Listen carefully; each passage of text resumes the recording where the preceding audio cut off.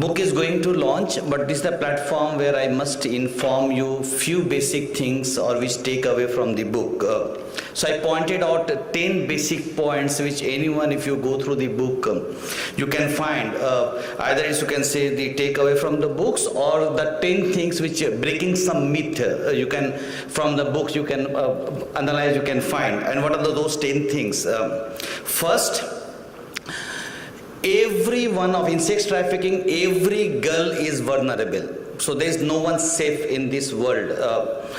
So perpetrators are all next door perpetrators, and you can find from the case study of my book, ranging from the poorest family to well-to-do family. From each family the girls can be trafficked. Modus operandi is different.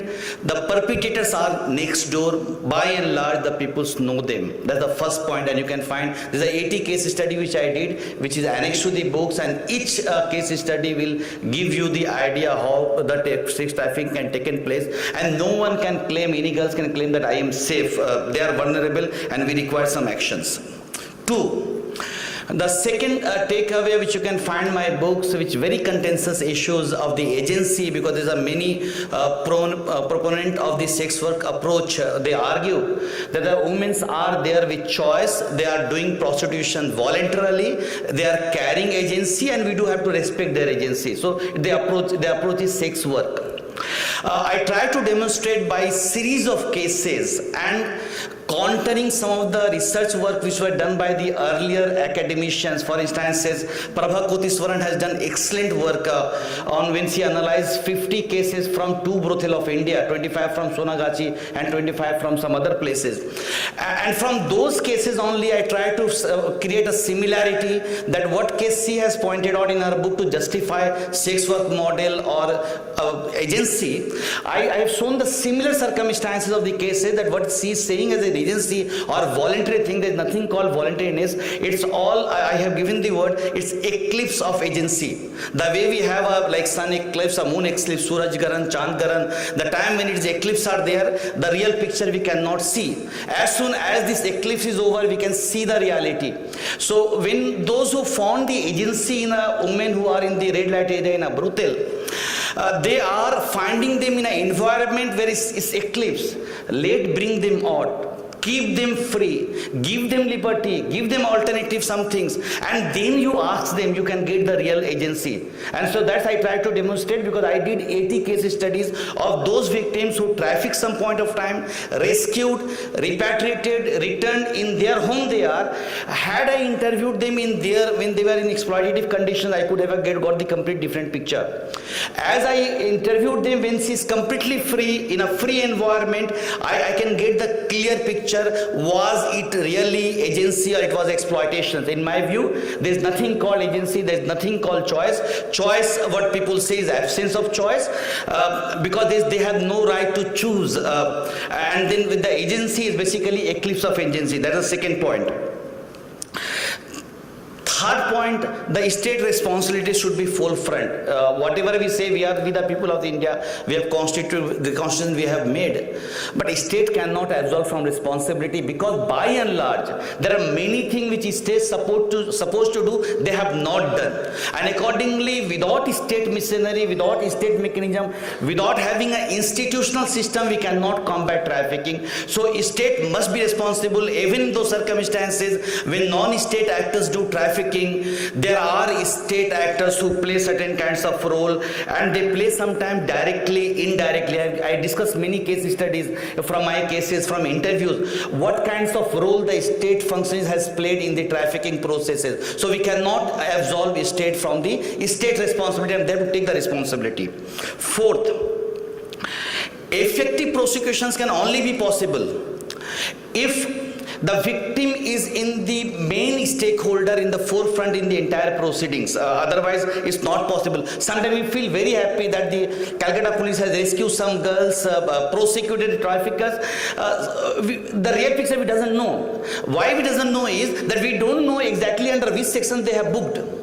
Let me give you one small example. All of law students, you must have seen in IPC section 372, 373, which talk about selling a girl for the purpose of prostitution, buying a girl for the purpose of prostitution.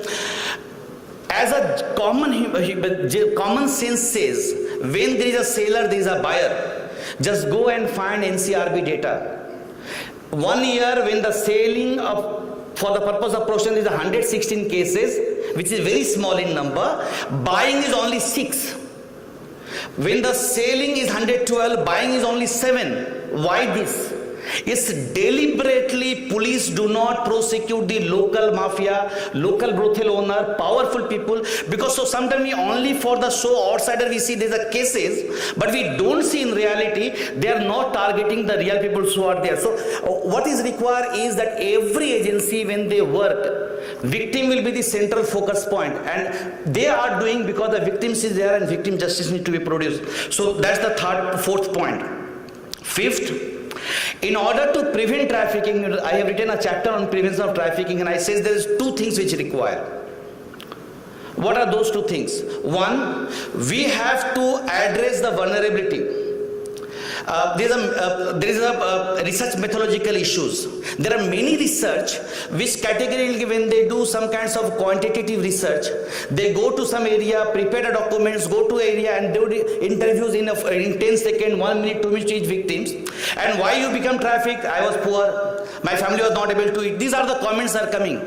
This quantitative research is not fit to find out why the traffickings are there, whether agency is there or not. It can only the information can come when we get the qualitative research.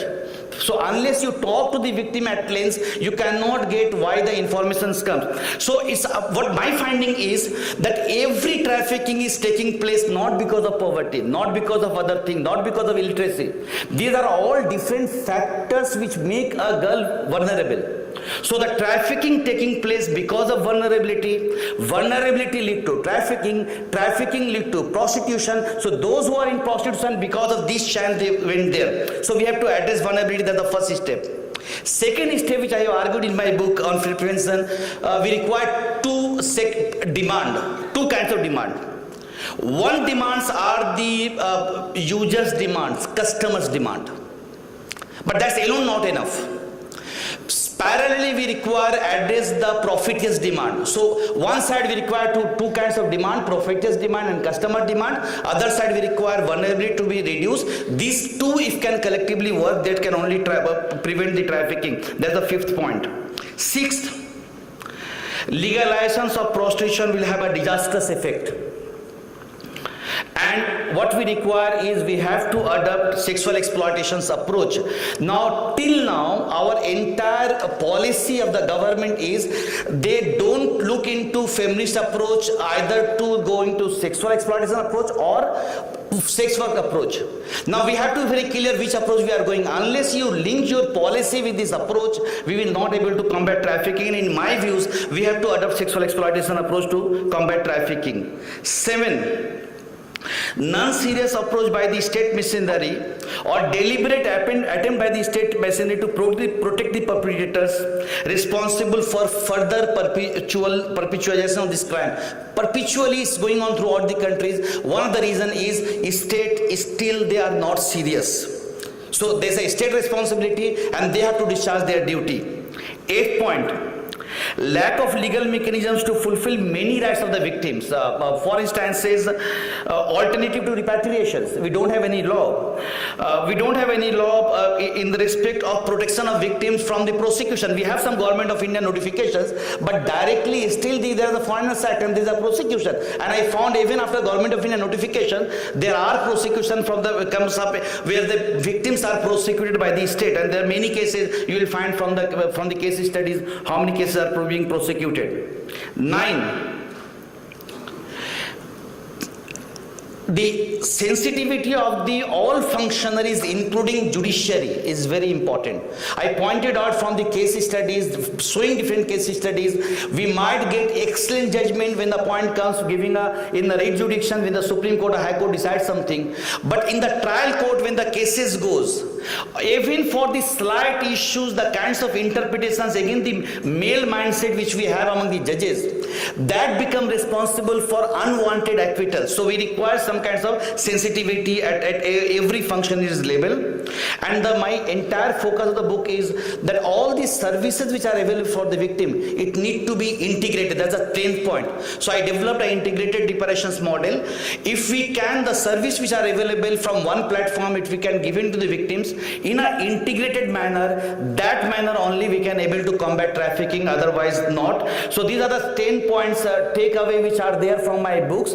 Hope you will read the books, you will see the cases, and the ma'am which says about the case studies, you will find 80 similar cases, the manner in which each case is traffic, each case is really pathetic, the manner the victims are trafficked, I have the documents if someone want to do some further work. So if PR media want to make some documentary in an issue, or if other groups want to make some further study on some cases, I have the documents of each and every all 80 cases with me, including interviews. In the book I have didn't reveal anything, it's all by code number I have says, but I contain all these documents where anyone can do more further work on these issues. So with these few words, I hope readers will definitely, it's an improvement on some literatures, and I'll welcome any kinds of comments, suggestions, if you wish to give on my books, including criticisms, etc. Because the way I have taken a stand on the sexual exploitation approach, and there are many academicians who argue for sex work approach. So definitely from that point of view, it's unacceptable things. The way I am saying sex work approach is unacceptable. So, but every views, any kinds of suggestions are always welcome. With these few words, I thanks everyone, all the participants to be here, to be part of, and all the students to be here to be part of this inauguration functions of my book. Thank you. Book will be released now.